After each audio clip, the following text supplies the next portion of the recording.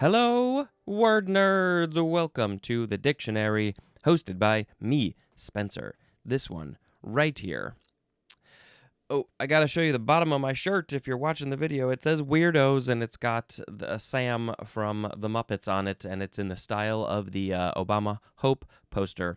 The Hopama. Hopama? I think my lights might go off, my side lights, and that's very sad. I forgot to charge them. Oh my god, it's been a week since I've recorded. I've had a very strange week, but let's not talk about that. Let's talk about the words. Here we go with the first word, which is the sixth form of the word gig, G-I-G. This one is the intransitive verb from 1939. It is to work as a musician. The example is gigged with various bands. That is a quote from Downbeat. Think that's a magazine for musicians, specifically drummers? Not so sure. Let's see. So just remind ourselves, a job for a specified time, that is a gig. And then we had things about hooks and spears, and I didn't know anything about those things. But yes, so you would go gigging with musicians. Oh, hey, I got a gig tonight. I gotta go gig with some musicians. I gotta play the harmonica. Poo-doo-doo-doo-doo. All right, let's make a sound effect. Ooh, what am I gonna pick? I'm gonna go. Oh, let's do. Okay, now we have the seventh form of gig. This one is a noun from circa 1941. It is a military demerit. Ooh, the origin is unknown, so that's very sad to me because I would like to know where this came from. I don't know. I guess we could try to go to this website and see if there is any information about gig demerit. Military people, have you gotten one of these? Do you know what this is? Please tell me if you ever got a military demerit and you called it a gig? Well, I looked up gig and demerit on this website, and it shows me demerit, but there's nothing about gig there, and then it goes to gig, and I don't see anything about, I don't know, I don't have time to do a full check on this. Anyway, interesting. A gig is a military demerit. New clue. I had no clue about that. Now we have the eighth form of gig. This one is the transitive verb from circa also 1941. It is to give a military gig to. So that would be a military demerit. So you would be gigging the person who did the bad thing, who deserves the demerit. You would be gigging them. And then they got the gig. And I think that probably, nope, that's different. So we got so how many, we got all these different gigs. We got, we had the whirly thing too, whirling, spinning, traveling to a gig, hooks. We already talked about all this stuff. But now we will go to, it's the ninth form of gig. This one is a noun all the way from 1987. The synonym is gigabyte, which we will be talking about shortly. Man, in 1987, talking about gigs and gigabytes back then, that was like mind-blowing. Oh my god, a gigabyte? Don't worry, we'll get there soon. Okay, now we have the giga prefix, and we have a few words that start with a giga prefix. Some people like to say jigga. I'm just gonna do a little jigga here. A gigabit, a gigabyte. Ooh, this sounds weird to me. I don't like that at all. Okay, so this is, does it say it's a combined form? So it's a prefix. We already talked about that. It does not give a year. It means billion with a B. And then in parentheses, it says 10 to the ninth power, which means that's a one with 9 zeros behind it. 1,000,000,000,000,000. That is 1 billion. Okay, so examples of when you would be using this prefix in terms of a billion of a thing would be gigahertz or also gigawatt. Although I think, was it in Back to the Future, did he say gigawatts? That might be where we get this other pronunciation. Was it 1.8 gigawatts? Oh, let's look up that. Back to the, I think I wrote bath. Yep. That's not at all what I meant to write. Back to the Future gigawatts. Here we go. What does he say? 1.21 gigawatts. Megawatts are the same? But yes, he did say gigawatts, but I believe most people would prefer it to be gigawatts. Okay, so gigahertz, gigawatt, that's a billion of those things, because we've also got regular hertz and kilohertz and regular watts, kilowatts, so those would be down a factor of 10 probably. That's a lot of hertz and watts. Hertz and watts and hertz and watts. Okay, so this is from the Greek word gigas, which means giant, which actually we're gonna see some stuff related to that soon. Same etymology from the Greek word that means giant. Okay, so a billion is a giant. That's really what it was. They were like, I don't know, it's a lot. Giant. A billion is a giant number. That's true. Very true. Okay, so now talking about the giga prefix, let's go on to I gotta do something a little different. Now we have gigabit, not gigabyte, gigabit. Noun from 1970. It is 1 billion bits. A billion bits is a gigabit, because then you go up the bits. You got bits, and then I think you got kilobits, so that would be 1,000 bits. And then you got why is the brain blanking? Because I usually think of bytes, but that's different. Do we have megabits? Would that be no? But I feel like, man, I feel like my brain is breaking. We got killa, and then do we just go into the giga right after that? But there's it's a big jump from 1,000 to maybe a killa is 1,000,000. I don't know. Maybe we should look that up. But there's something missing in the middle there. I'm not gonna look up killa. A billion bits is a lot of bits. I got a lot of bits, but we have something related, which is going to be a little bit different. And this might be where oh yeah, of course, we got that. Okay. Yeah, I do think my brain is breaking. So let's move on to it's gigabyte, spelled B-Y-T-E. This is a noun from 1975. Yeah, when you think about this stuff, like, out of context of the thing, then it's like nothing makes sense. Okay, so here we go. It is either 1,024 megabytes, which we usually just shorten to MB, or 1,073,741,824 bytes, which is also 1 billion bytes. But when it comes to these computer things, we round it to a billion. Like megabytes, 1,000 megabytes, it's really 1,024. Now, do we have to go back to bit and byte?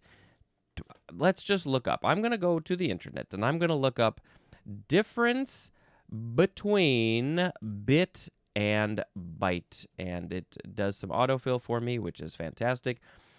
So a bit, which is a lowercase b, is the smallest unit of digital data or data. It is representing a single 0 or 1, while a byte, which is uppercase b, is a sequence of 8 bits, typically representing a single character or a unit of data storage. So it's right. So 1 bit is 1 piece. and a byte is 8 of those. So if you have a billion bits, you have a lot less bytes. But if you have a billion bytes, then you've got 8 billion bits?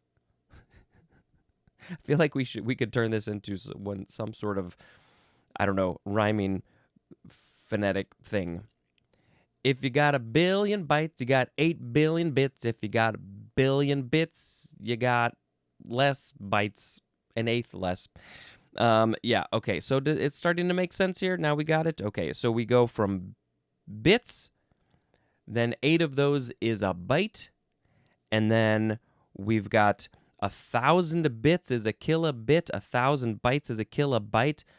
1,000 of those would be a million. So a megabit is a million bits, and a megabyte is a million bytes. And then we go up to giga. A gigabit is a billion bits, and a gigabyte is a billion bytes. Oh my God, which is really 1,073,741,824 bytes. Okay.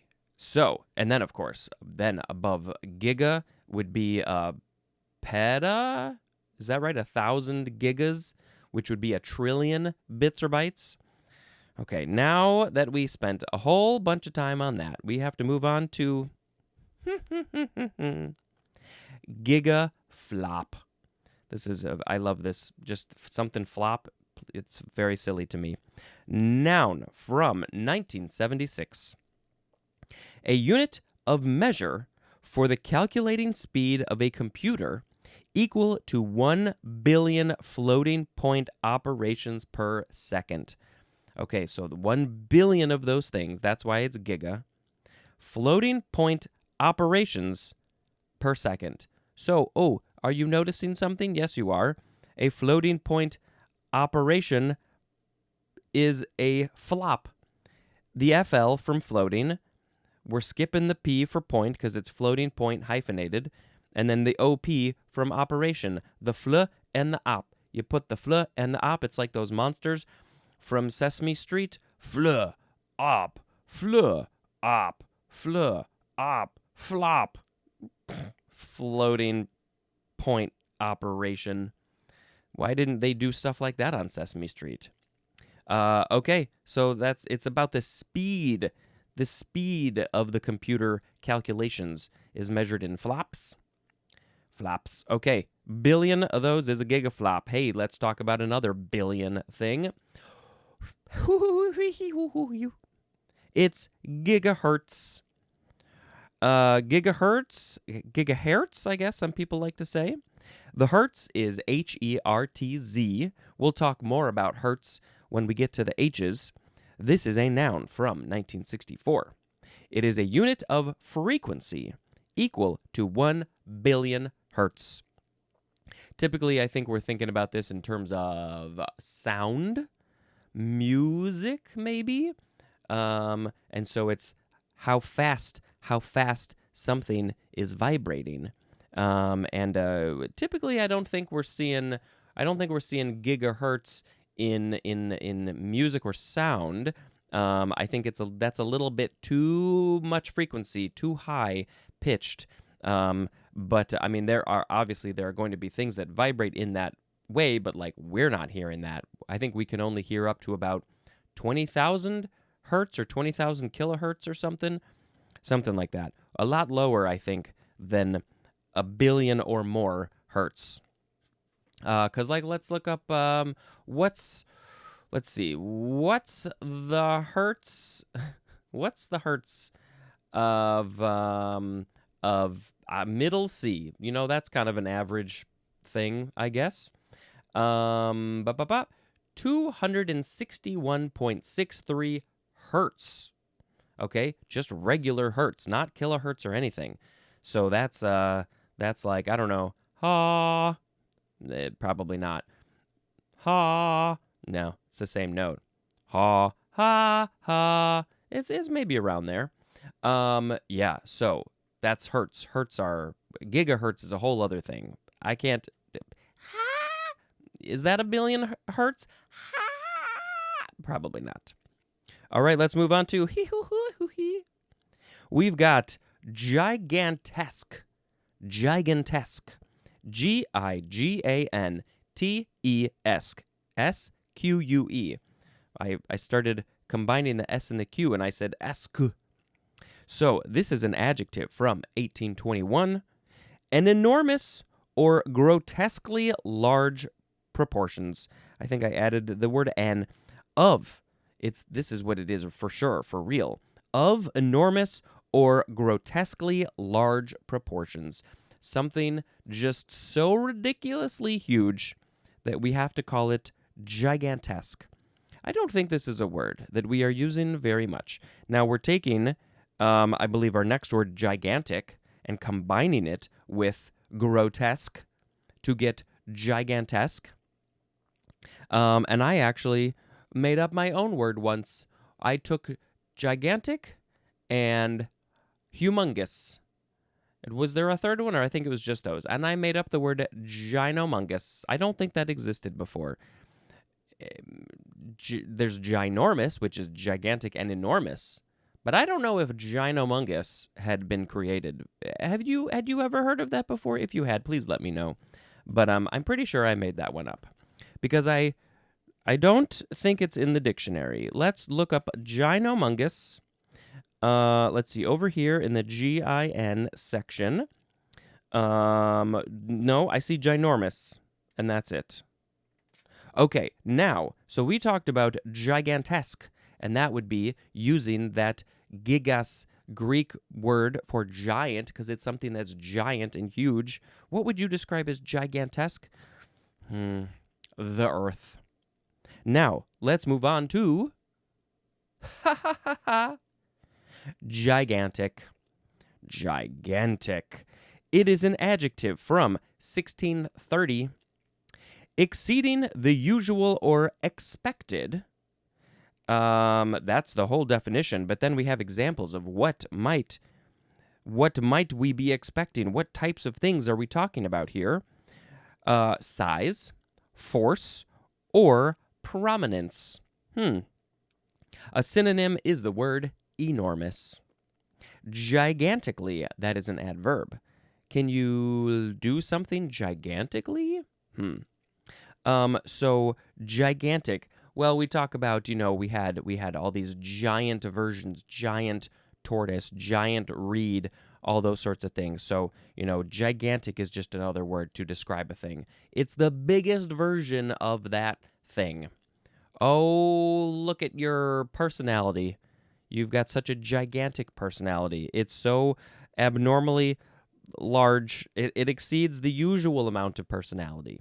You've got a lot. Okay. This word, we already talked about it. It's from the Greek gigantikos, which is from gigant, which is also from the word gigas or gigas. I don't know how to pronounce Greek, which means giant. And now let's talk about another one that's related. It's gigantism.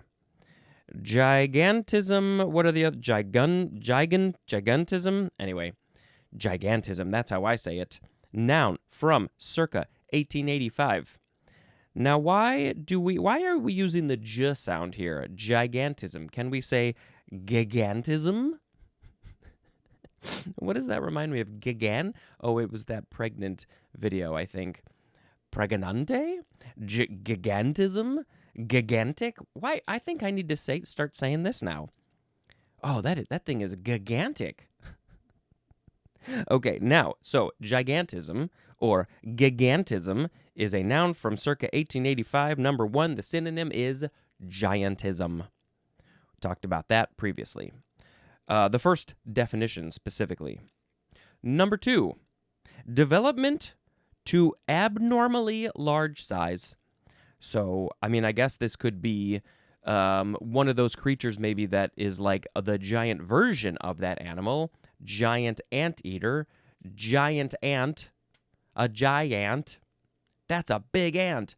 Or It's because this one specifically says abnormal, then maybe it's like, oh, that has a mutation, and that one, it's supposed to be the regular size version, but it's a big one, and we were not expecting that to happen.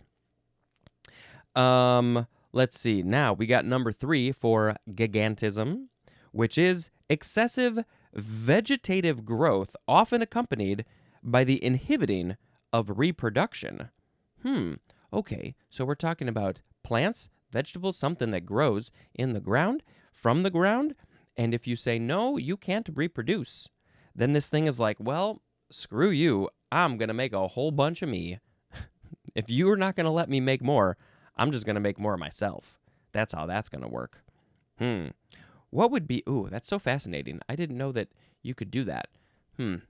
If I feel like it, maybe I will put a link in the show notes for that kind of gigantism where you're not letting something reproduce and so it grows real big, but I don't understand how that happens. Okay, let's move on to gigawatt or gigawatt. Yup. This one is a noun from circa 1962. It is a unit of power equal to 1 billion watts. But you already knew that. You already knew that because we've talked about a billion. And I believe that may have been our last word here in the dictionary of using the prefix giga, talking about a billion of a thing. But I would like you to make up a new one. I think you should send me some examples of a giga something that's a billion of something. Please and thank you. All right, now let's move on to it's the word giggle. That's kind of what I was doing as my sound effect. This is the first form of giggle. It's the verb from 1509. It is to laugh with repeated short catches of the breath. Okay, so this is intransitive. To laugh with repeated short catches of the breath. Oh, that's hard to force yourself to do. It's just a little bit... I think it's funny that we have this very specific definition for a giggle. And it's like, yeah, that's right. That's what a giggle is. Ha ha ha ha ha. One light went out. That one's not far behind. Okay, now let's move on to transitive, which is to utter with a giggle. To utter with a giggle. I'm going to go giggle something. Utter with a giggle. Can I talk while I'm talking? I am uttering with a giggle. There's a lot of short catches in my breath. That was weird. Giggler is a noun. Gigglingly, that's a funny adverb. Gigglingly. He spoke gigglingly. He laughed gigglingly. And then giggly. Giggly, that is an adjective. Oh, that person is so giggly. They're a giggler. They're living their life gigglingly. Some people just laugh like that. That's just how they laugh all the time. They just giggle. Not me. I go, ha. That's my laugh. Ha. Okay, there is no etymology. Ooh, it says it's imitative, I guess. So is that like, it's kind of like the sound, the word is kind of like the sound of the sound that it makes. Giggle. I think when you laugh, when you giggle, you should say giggle. Please do that. And thank you. Okay, now let's move on to the next one. It's the second form of giggle, noun from circa 1677. So the verb was the 1500s, early. The noun was the late 1600s. Number 1, the act of giggling. Number 2 is chiefly British, and it is a source of amusement. Oh, that is such a giggle. That is such a giggle. This podcast called The Dictionary, hosted by Spencer, is such a giggle. It is is the only source of my amusement. It's a giggle. Yes, you can call this a giggle. I don't mind at all.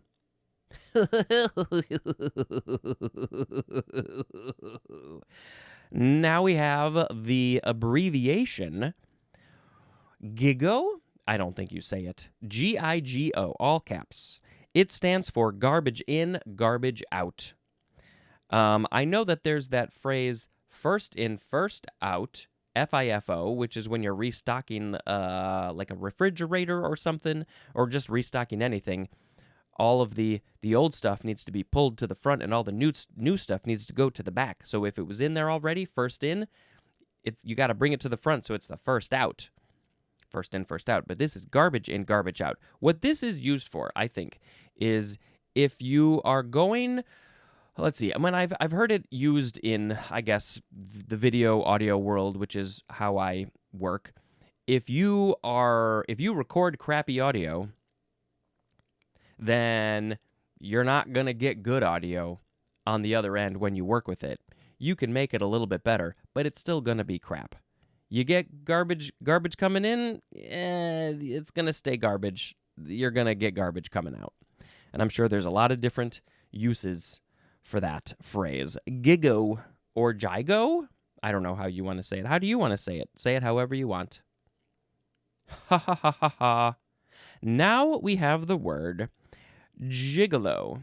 This is more of an adult concept. I will just call that out right now.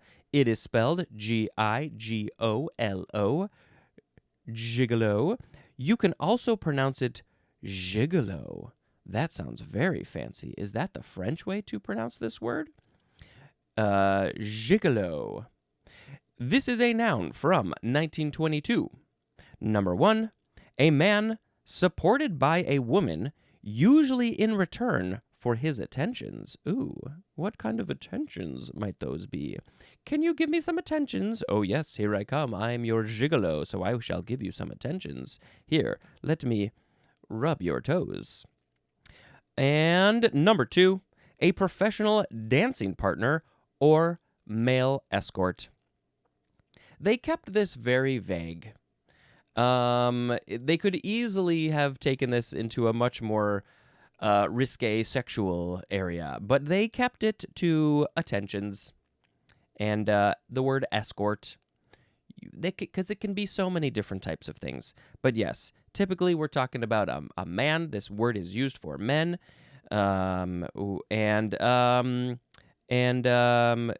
interesting. A man supported by a woman. So that would be like financially supported. So I think that there's a couple of different versions. There's probably a version where, it's the opposite of the phrase sugar daddy, where the man is paying for everything for the woman or the person in their life, whoever they are. I guess it doesn't even need to be a man. You could have a sugar mommy, or you could be a woman or a non-trans or a non-gendered person, a non-binary person, and still be called sugar daddy. But this would be the opposite, where it's typically the man who is maybe financially in life, whatever, supported by a woman or maybe somebody else, and they get some attention from him. The gigolo. Now, we don't have a lot of etymology, but it does say it's French. So, of course, that guides me to go to the translate on the internet and put in the French, say, I want this to be French, and I'm going to just type in the word gigolo, and it translates to gigolo. So, yeah. French people, do you know this word? Does this come from French? Does it come from French? French? Okay, well, that was enough talk about gigolo. Now let's go on to it's... let's see, it would be gigot or gigot. It is spelled Gigot. So 2 very different ways to pronounce it, gigot or gigot. It is a noun from 1526. Number 1, a leg of meat, especially when cooked. And I guess the most common example of the animal where this leg of meat is coming from is a lamb.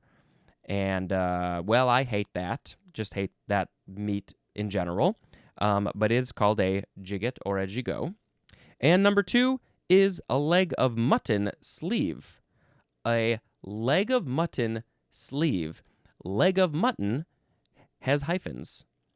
I've heard of mutton. I know it's a meat thing. I don't remember what or where it comes from. But it's a sleeve of a leg of mutton? I don't get that at all. Let's talk about the etymology for this one. It is Middle French, and it is the diminutive of gig or gigay, which means fiddle, and that is from its shape. There's more at the word jig, by the way, J-I-G, like dance a jig. Maybe a jig is being played on a fiddle. Yeah, that makes sense. Okay, so this is fascinating. All of these different things coming together. We got this French word, jig, and then we've got the song and the dance jig and the fiddle being played, and then this piece of meat that looks like a fiddle, I guess. So it's just called a fiddle, really. All right, now, while I shall not be eating any gigot, let's move on to... That's a weird giggle. Now we have the word gigue. Gigue. Okay, so this is spelled the same way as the middle French word, G-I-G-U-E. So maybe that's how they pronounce it? I still don't know so much French. It's a noun from 1685. It is a lively dance movement having compound triple rhythm and composed in fugal style. We talked about the word fugue in the F section about music and stuff, and it's triple rhythm. So would that be like dra-ta-ta-ta-ta-ta-ta-ta-ta-ta? And an example of this dance movement would be in a suite, S-U-I-T-E. Yeah, it's a French word, gigue, from the English word jig. Oh, but which came first? The jig or the gigue? Gigue or jig? Gigue or jig? Jig or gigue? But yes, you can start to see how these are all connected. Dancing, fiddles, music, all that good stuff. All right, moving on to it's Gila Monster. Gila Monster, capital G-I-L-A spells Gila, okay, because this is not an English word. It is a noun from 1877. A large orange and black venomous lizard of the southwestern U.S., also a related lizard of Mexico. So the species name for this one in the American Southwest is Heloderma suspectum. Ooh, that is a fascinating species name. And then the one in Mexico is Heloderma horridum. Horridum, that's the second word. Okay, so there is a picture of this Gila monster. It, you've seen it. I'll post a picture of a Gila monster. It has dark sort of bands and spots, and then lighter areas, which are the orange ones. And it's got kind of a big fat head and kind of a thick tail, and sharp claws on its fingers and toes. And this is from the Gila River in Arizona, but I would assume that is from probably Spanish. Let's just look up. Does that mean something? Because it's this there's a version of this lizard that lives in Mexico as well. It just means Gila. All right, Spanish speakers, where did this word come from? It can't have come just from the river. I think they had to name the Gila River from something, right? I think so. But here's the thing. I will post a link to Gila Monster in the show notes because they are fascinating. I actually did a report on these little guys when I was in maybe 7th or 8th grade in my science class. I did a report on them, and there's also... Wait, what does this say? The Gila Monster starred as a monster in the film The Giant Gila Monster. I don't think that's the main thing to know about the Gila Monster. But it's venomous. That's the thing. I don't think there's a ton of lizards that are venomous. Ooh, the Komodo dragon would be another one, and I might have done a report on them too. Was that at the same time? Okay, it's venomous. But it's slow moving. so that's good. They're only up to 22 inches long. That's like a baby. And it's the only venomous lizard native to the U.S. Let's see. But I want to know, yeah, sluggish in nature, so it is not generally dangerous and very rarely poses a real threat to humans. All right, good to know. If you see one, you don't necessarily got to be running away, scampering away. Just don't go near it, I guess. But nonetheless, it has a fearsome reputation and is sometimes killed despite the species being protected by state law in Arizona. Okay, so don't kill them, please. The name Gila refers to the Gila River Basin in that area where it was once plentiful. Ooh, that makes me not happy that they're not doing great. Oh, Heloderma or Heloderma, that's the first part of its species name. That means studded skin. That's from the Greek helos, which is the head of a nail or stud, and then derma, which is skin. And let's see, anything interesting? I guess it's their bite. That would make sense. That's the venomous part. It's just fascinating that we have a venomous lizard in the States. It's the only one. Yeah, there's a whole bunch of information here about it. Venom. There's a whole section on venom. Venom delivery. Ooh, they got some sharp teeth. Don't want to get all up in that. It talks about the toxicity. Anyway, okay. So that's Gila Monster. Go learn about the Gila Monster. They're cute. All right. Now, moving on to our last word. Ha, ha, ha, ha, ha. It's the word Gilbert. Gilbert. Gilbert. Noun from 1893.